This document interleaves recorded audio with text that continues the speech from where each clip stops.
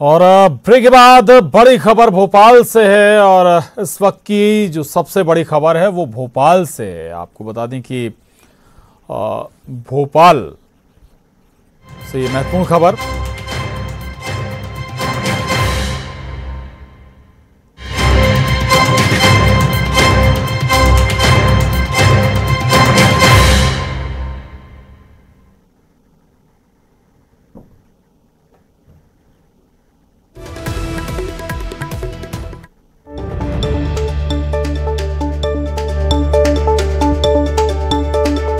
बड़ी खबर है, कांग्रेस ने विधायकों को भोपाल बुला लिया है। ये बड़ी खबर है। नतीजों के बाद सभी एमएलए भोपाल में रहेंगे। 11 नवंबर को कांग्रेस विधायक दल की बैठक भी आयोजित की जाएगी।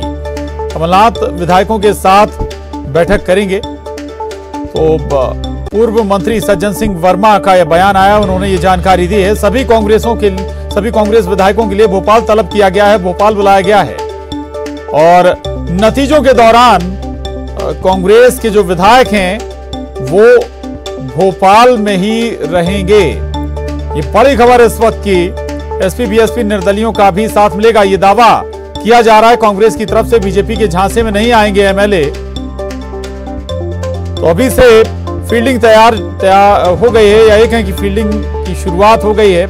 पूर्व मंत्री सज्जन सिंह वर्मा ये जानकारी दे रहे हैं कि सभी विधायक भोपाल में ही रहेंगे और नतीजों के दिन। इसके अलावा एसपी बीएसपी और निर्दलियों का साथ भी कांग्रेस को मिलेगा।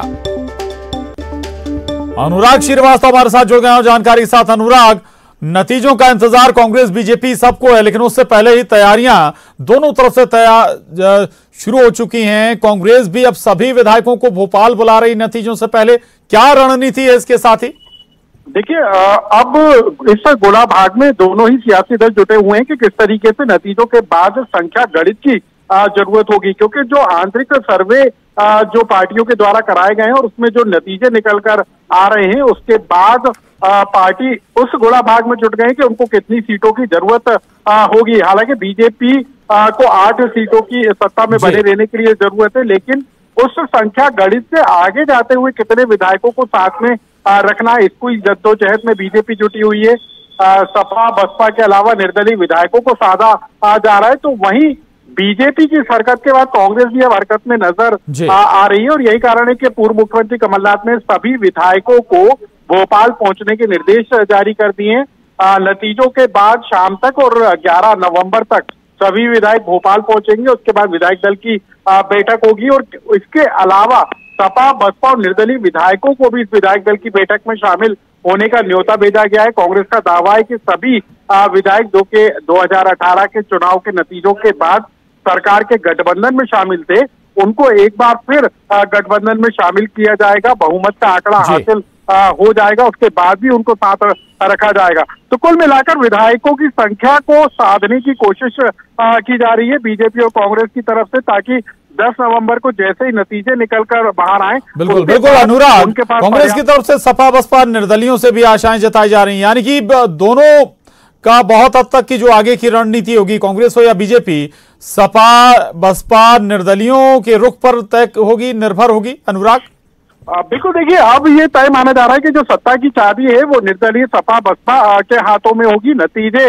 कुछ भी आए, लेकिन यदि सरकार को स्थिर रखना है तो उसमें इन विधायकों की महत्वपूर्ण भूमिका होगी, क्योंकि 4 विधायक हैं जो कि निर्दलीय हैं, सपा का 1 विधायक है, बसपा के 2 विधायक है। इस तरीके से 7 ये संख्या होती है, यानी कि ये जो 7 विधायक जिस पार्टी के साथ होंगे वो मजबूती के साथ खड़ी होगी। यही कारण है कि अब इन विधायकों की पूछ परख बढ़ गई है और इनको साधने की कोशिश में बीजेपी और कांग्रेस जुट गए। ठीक है, जी रहेगा अनुराग, मैं आपके पास आ रहा हूं और हमारे साथ कांग्रेस से भूपेंद्र गुप्ता जी जुड़ रहे हैं। भूपेंद्र जी, विधायकों को भोपाल तलब किया गया है नतीजों के दिन, इसके पीछे कुछ खास रणनीति, कुछ खास मकसद पार्टी का? कमलनाथ जी ने पहले ही घोषणा कर दी थी।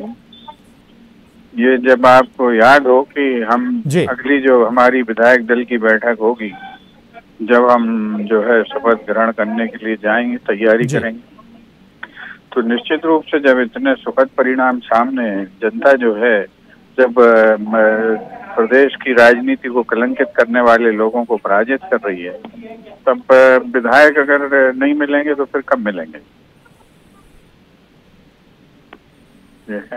जी। नतीजों के दिन में ये भी कहा जा रहा है कि सपा बसपा, जो सज्जन सिंह वर्मा को हम सुन रहे थे, तो ये भी बता रहे हैं कि सपा बसपा और जो निर्दलीय वो कांग्रेस के साथ ही हैं। हालांकि कुछ निर्दलीय शेरा और संजू ने आज मुलाकात की है भूपेंद्र सिंह से।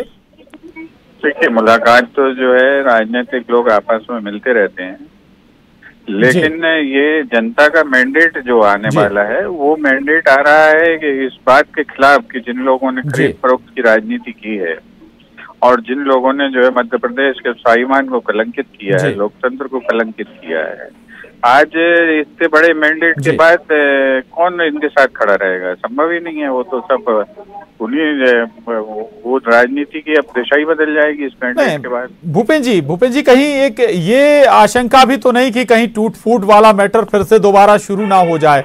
इसके मद्देनजर भी क्या एकजुट रखने की कोशिश? क्या आप सोचते हैं कि भारतीय जनता पार्टी अब फिर से तोड़फोड़ का साहस कर सकती है? जो लोग राजनीति समझते हैं वो ये जानते हैं कि अब उनके अंदर इस बात का हौसला नहीं है। जनता का इतना अनादर कोई अगर कर सकती है कोई पार्टी, तो पार्टी खत्म हो जाएगी अगर वो फिर से ये काम करते हैं। जी जी, आपको लगता है कि अब ऐसी कोई संभावनाएं हैं? नहीं, संभावना कोशिश करेंगे वो, लेकिन ये कोशिश भी एक तरह से सुसाइडल है। आज इतना बड़ा जनमत आपके इस कृत्य के खिलाफ आ रहा है और आप फिर से वही हरकत करेंगे, वही काम करेंगे, तो निश्चित रूप से जनता क्या करेगी? जनता जो है इसकी सराहना तो नहीं करेगी। आज मध्य प्रदेश कहा तो अभी कांग्रेस की तरफ से भी एक बार फिर कहा जा रहा है कि भाई कांग्रेसी विधायकों को फिर से उनसे संपर्क साधने की कोशिश हो रही है। निर्दलियों को भी कह सकते हैं कि अपनी तरफ करने की कोशिश बीजेपी कर रही है। देखिए, आपके चैनल से लेके सभी बता रहे हैं कि आज जो है बुलाकर मुलाकातें की गई हैं विधायकों से। वही बात कमलनाथ जी बता रहे हैं, तो इसमें गलत क्या है? जो वो बात तो वो कर ही रहे हैं। और भारतीय जनता पार्टी तो 28 में से 28 सीटें जीत रही है, ये कह रहे हैं वो।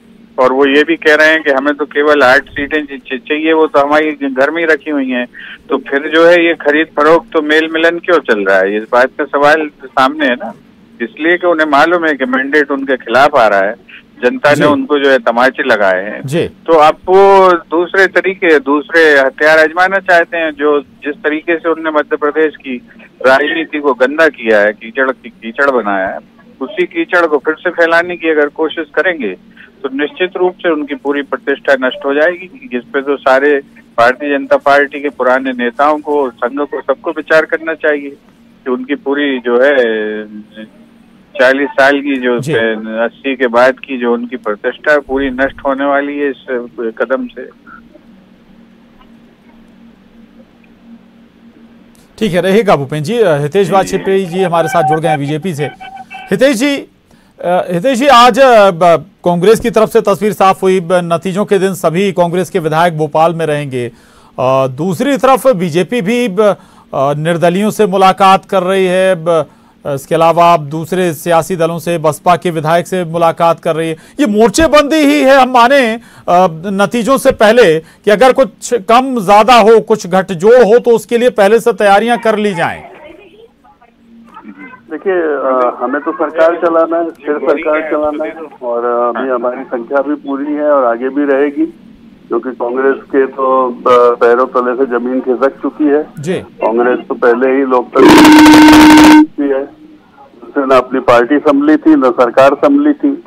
और बल्कि हमारे पास कुछ सूचना ऐसी, जब इनसे मुलाकात हुई तो उन्होंने बताया भी है कि दिग्विजय सिंह अभी भी उनको कमलनाथ जी के इशारे पर ऑफर कर रहे हैं, और एक बहुत बड़ा मोटा माल ये लोग अभी भी दबा के बैठे हैं, जिसको लेकर ये प्रयास करेंगे कि मध्य प्रदेश की राजनीति डिस्टेबलाइज हो, क्योंकि इनको पच नहीं पा रहा है कि किस प्रकार से इनके यहाँ से 25 विधायक चले गए और उन्होंने कमलनाथ जी के नेतृत्व को नकार दिया। हालांकि कमलनाथ जी ने भी राहुल गांधी जी के नेतृत्व को नकार दिया है, और यही कारण है कि राहुल गांधी जी नाराज हैं और 10 तारीख को उनका पैकअप होने वाला है। ठीक, तो वो एक अंतिम प्रयास करेंगे जिससे कि उनकी गाड़ी रुक जाए। और बिल्कुल हितेश जी, 10 तारीख को नतीजे सामने आ जाएंगे, किस पर जनता ने भरोसा किया है। बिल्कुल बिल्कुल, ये महत्वपूर्ण है और 10 तारीख का और इंतजार हमें कर लेना चाहिए। बहुत शुक्रिया भूपेंद्र जी आपका। हितेश जी आपका भी बहुत धन्यवाद। अनुराग हमारे साथ लगातार बने हुए थे। अनुराग आपका भी शुक्रिया। फिलहाल बुलेटिन में बस इतना ही। खबरों का सिलसिला लगातार जारी।